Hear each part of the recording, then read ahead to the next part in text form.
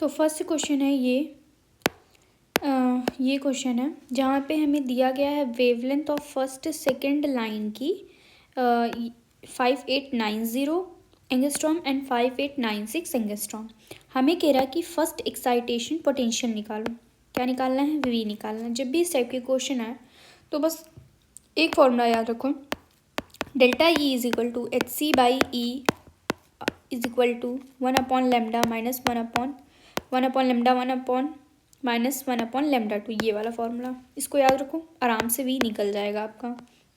उसके बाद कह रहा है which of the following force is responsible for alpha scattering. जैसे देखो अल्फा स्कैटर कर रहा है क्योंकि यहाँ पे पॉजिटिव साइन है, और अल्फा इलेक्ट्रॉन लेके चल रहा है तो वो कहीं ना कहीं इलेक्ट्रॉन और पॉजिटिव साइन में कहीं ना कहीं कौन सा फोर्स लगता है? Coulomb force. इसी वजह से वहाँ पे अल्फा स्कैटरिंग में कूलम फोर्स लगता है।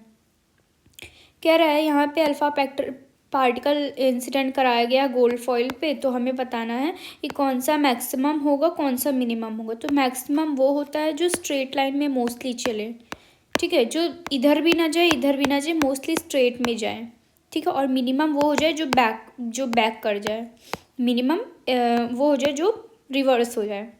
तो मिनिमम में ये बी डैश आएगा और मैक्सिमम में ए डैश आएगा। इस क्वेश्चन में देखो कह रहा है आयनाइजेशन एनर्जी किसकी?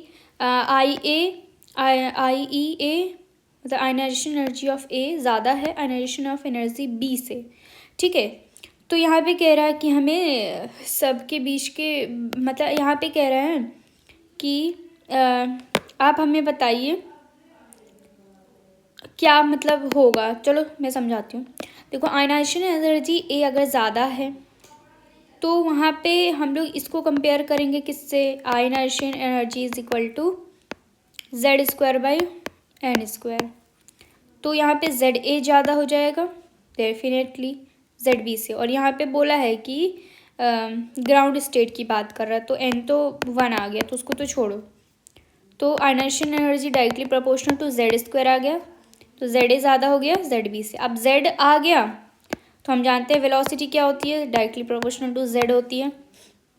वो भी वी ए ज़्यादा हो गया इसमें, मतलब वेलोसिटी का ए का ज़्यादा हो गया बी से। उसके बाद यहाँ पे एंगुलर मोमेंटम कैसा होगा? कांस्टेंट होगा। क्या होगा? कांस्टेंट। हमेशा ही एंगुलर मोमेंटम जो होता है वो कांस्टेंट होता है। Orbital angular momentum always constant. और आर बी मतलब रेडियस के बीच में क्या रिलेशन होगा? तो radius is inversely proportional to N square by Z होता है। एन तो सेम है, जेड इनवर्सली प्रोपोर्शनल, इसका मतलब आर भी ज़्यादा होगा आर ए से। फिर यहाँ पे एनर्जी की भी बात कही है कि एनर्जी आपका कौन सा ज़्यादा होगा। तो अगर आयनाइजेशन एनर्जी ए ज़्यादा है तो यहाँ पे जो एनर्जी होगा टोटल एनर्जी होगा वो बी का ज़्यादा होगा, ठीक है। बाइंडिंग एनर्जी पूछ रहा है, तो जब भी बाइंडिंग एनर्जी पूछे तो बाइंडिंग एनर्जी में तो एक तो N0 लेना है और बाकी जो दिया हुआ वो लेंगे। तो फर्स्ट एक्साइटेड स्टेट n बराबर 2 लेंगे और एक n1 बराबर 0, एक n2 बराबर 2 लेंगे, ठीक है। उसके बाद ये इस क्वेश्चन में बोल रहा है कि इलेक्ट्रॉन है पॉजिट्रॉन है, ये लोग क्या बना लिए? पॉजिट्रोनियम बना लिए, मतलब इलेक्ट्रॉन प्लस पॉजिट्रॉन बना लिए पॉजिट्रोनियम, ठीक है। तो यहाँ पे हमें पूछ रहा ग्राउंड स्टेट पे उसकी एनर्जी क्या होगी जब वो मतलब एक सिस्टम की, अब इसकी एनर्जी पूछ रहा है ग्राउंड स्टेट पे। तो एक चीज़ याद रखना है, ये फॉर्मूला याद रखना है, E N is equal to E H hydrogen, मतलब ई एच हाइड्रोजन का is equal to mu upon mu hydrogen. मतलब ये म्यू जो है ये रिड्यूस्ड मास है कि कितना रिड्यूस हुआ मास वो है, और Z square upon N square ये तो पता ही है। तो रिड्यूस मास हम लोग निकाल लेते हैं। रिड्यूस मास देखो इलेक्ट्रॉन और पॉजिट्रॉन का दोनों का मास बराबर होगा, तो रिड्यूस मास कैसे आएगा? M E into M E upon M E plus M E by 2 आ गया। तो हमारा रिड्यूस मास कितना आ गया? M E by 2। तो एम ई बाई 2 और म्यू एच जो होता है वो एम ई है। इसका मतलब क्या हो गया कि 13.6 डिवाइडेड बाई 1/2 आ गया, 6.8 आंसर आ गया। तो ये मोस्टली इंपॉर्टेंट है, इसको याद रखना है। उसके बाद कह रहा है कि रेडियस दिया गया है, यहाँ पे देखो इस क्वेश्चन में बस क्या हम इम्पॉर्टेंट है वो मैं बता देती हूँ। रेडियस जो होता है वो इन्वर्सली प्रोपोर्शनल होता है मास के, ये याद रखना है कि रेडियस इन्वर्सली प्रोपोर्शनल होता है मास के। और ये याद रखना है कि जो मास होता है म्यूऑन का वो 207 मास ऑफ इलेक्ट्रॉन होता है और मास ऑफ म्यूऑन प्रोटॉन 186 होता है। ये याद रखना है, ये 3 चीज़ याद रखनी है बस यहाँ पे।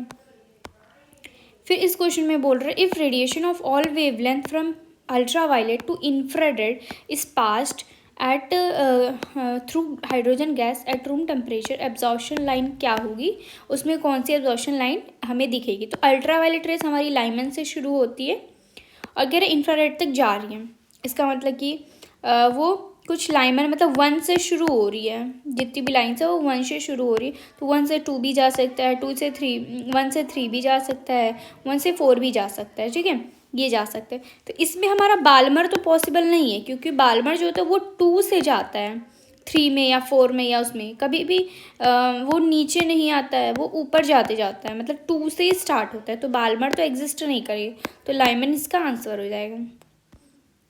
ये क्वेश्चन देखो, जहाँ पे कह रहा है इलेक्ट्रॉन है एक्सेलरेट किया गया है फ्रॉम रेस्ट बाय पोटेंशियल दिया गया है 12.75 volt, are bombarded on mono atomic hydrogen gas, possible emission क्या क्या हो सकता है ये बताना हमें।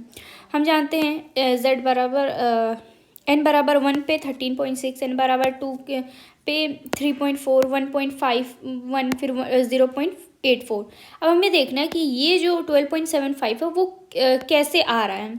अगर हम 13.6 में से इसको माइनस कर दें, 0.84 को माइनस कर दें, तो हमारा कितना आ रहा है 12.75 आ रहा है, ठीक है, 12.75 आ रहा है। इसका मतलब क्या हुआ कि जो एनर्जी है वो 1 से लेके, जो एनर्जी है वो 1 से लेके 4 तक जा रही है।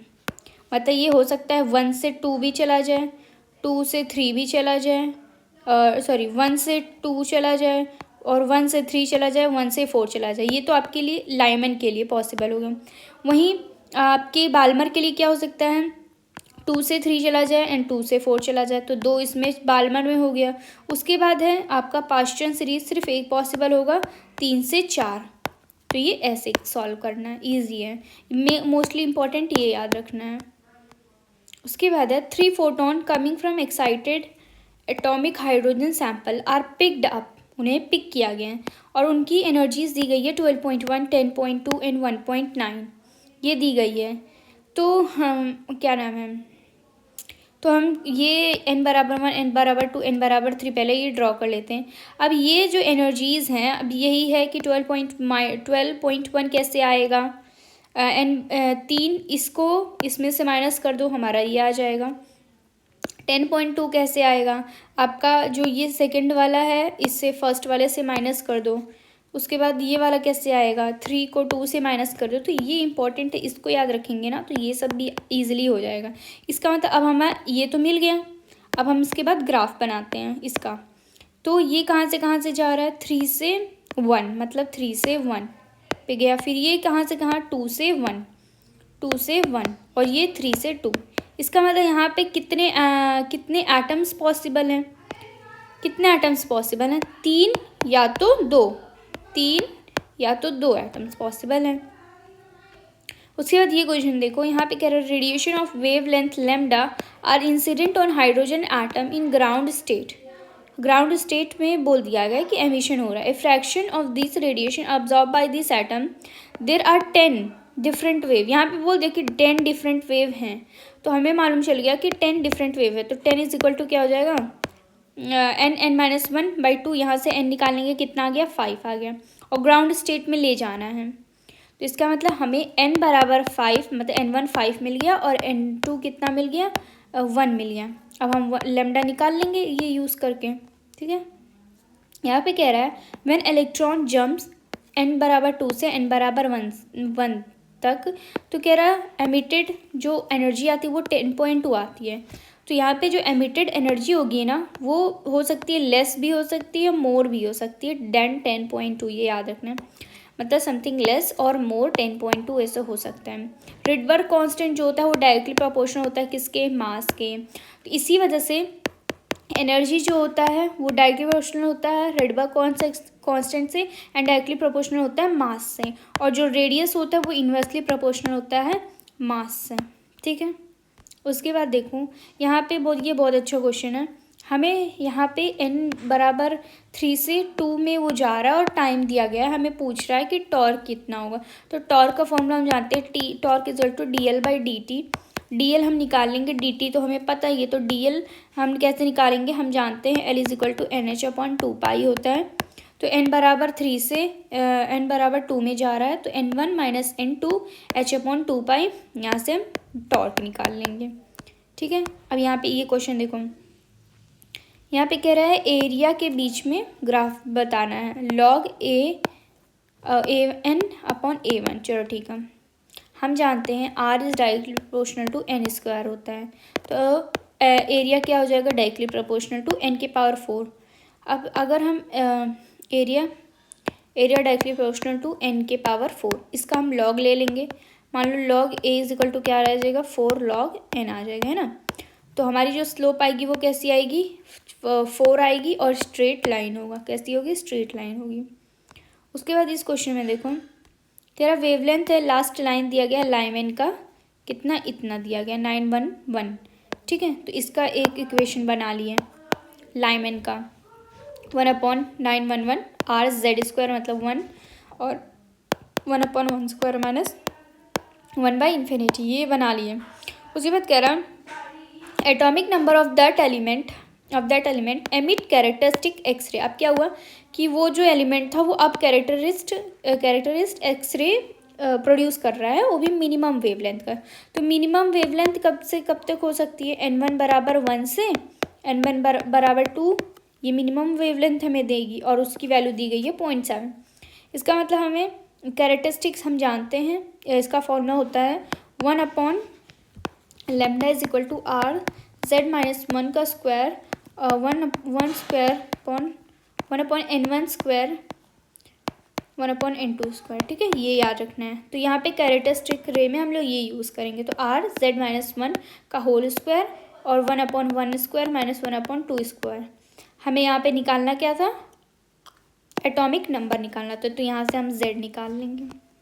उसके बाद कह रहा था 50% of X-ray obtain from Coolidge tube से जो हमें एक्सरे मिली है वो 50% है। ठीक है, और वो एल्यूमिनियम फॉइल से उसको पास किया गया था और थिकनेस कितनी थी, 0.3 mm थी। अब क्या कह रहा है कि पोटेंशियल डिफरेंस को ना हम लोग इंक्रीज़ कर रहे हैं। तो अगर बताओ पोटेंशियल को इंक्रीज़ करें तो हमारी एनर्जी भी क्या होगी, इंक्रीज़ करेगी, एनर्जी इंक्रीज़ करेगी। तो इसका मतलब कि ये जो एनर्जी होगी वो 50% से ज़्यादा होने लगेगी। ठीक है, तो ये आंसर हो जाएगा। उसके बाद है यहाँ से ये देखेंगे, ये क्वेश्चन देखो, यहाँ पे कह रहा है वेवलेंथ दिया गया है D1 D2 का सोडियम लाइम इतना दिया गया है और मीन वेवलेंथ दिया गया है 6000 एंगस्ट्रॉम। हमें बोल रहा है कि डिफरेंस बताना है किसका, एक्साइटेड एनर्जी स्टेट का। जब भी इस टाइप के क्वेश्चन आएंगे तो हमें क्या करना है, हम जानते हैं delta E is equal to hc/λ होता है, delta E is equal to hc/λ² into delta lambda, ये याद कर लेना। डेल्टा लैम्डा हमारा कितना आ जाएगा, यहाँ से 6 एंगस्ट्रॉम आ जाएगा, यहाँ से 6 एंगस्ट्रॉम आ जाएगा। और ये जो लैम्डा स्क्वायर है ये लैम्डा मीन वाला है, तो यहाँ पे मीन वाला रखेंगे, यहाँ से एनर्जी निकाल लेंगे। उसके बाद यहाँ पे देखो कह रहा है कि रदरफोर्ड एक्सपेरिमेंट में पहले तो सिल्वर फॉइल लिया गया, उस पर 60 डिग्री स्कैटर हुई, मतलब पार्टिकल 60 डिग्री पे हुआ और 200 पर मिनट निकला। उसके बाद उसको रिप्लेस कर दिया गया कॉपर फॉइल से और वो भी सेम एंगल से कॉपर फॉइल से रिप्लेस किया गया। तो अब पूछ रहे हैं कि नंबर ऑफ अल्फा पार्टिकल कितने रिफ्लेक्टेड होंगे। तो ये याद रखना है कि जो नंबर ऑफ अल्फा पार्टिकल होते हैं वो डायरेक्टली प्रोपोर्शनल होते हैं z² के, किसके, डायरेक्टली प्रोपोर्शनल होते हैं z² के। उसके बाद इस क्वेश्चन में बोल रहा है कि angular velocity of an electron moving in nth orbit of 4 hydrogen atom. तो जब भी पूछेगा कि एंगुलर वेलोसिटी, तो ओमेगा हम जानते हैं इक्वल टू 2π/t होता है, 2π/t होता है। तो हम जानते हैं टाइम क्या होता है, डायरेक्टली प्रोपोर्शनल टू n³/r²। तो ओमेगा क्या हो जाएगा, जिसका उल्टा हो जाएगा, r²/n³ हो जाएगा, तो इन्वर्सली प्रोपोर्शनल टू n³ होगा।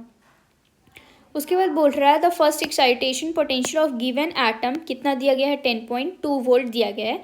अब हमें आयनाइजेशन पोटेंशियल निकालना है, तो हमें एक्साइटेशन पोटेंशियल कितना दिया गया है 10.2 दिया गया है। हमें आयनाइजेशन पोटेंशियल निकालना है।